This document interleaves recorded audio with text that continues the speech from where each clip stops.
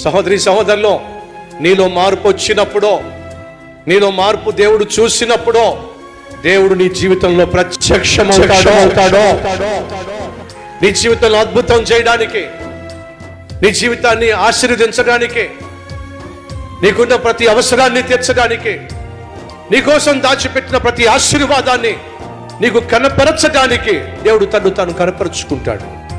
ప్రియ సహోదరి సహోదరులో, ఈరోజు దేవుడు నీకు అదే చెప్తున్నాడు. గతంలో నువ్వు చేసిన పాపములను బట్టి, వేసిన వేషాలను బట్టి, చేసిన మోసాలను బట్టి ఈరోజు నెమ్మది లేక, సంతోషం లేక, భద్రత లేక భయపడి చస్తున్నావు.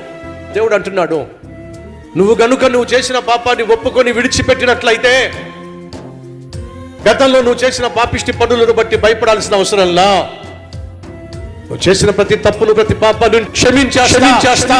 నీకోసం నేను దాచిపెట్టిన శ్రేష్టమైన భవిష్యత్తును దేవుడు ఈ రోజు నీకు మాటిస్తున్నాడు. మరి నువ్వు చేయాల్సిందేమిటి?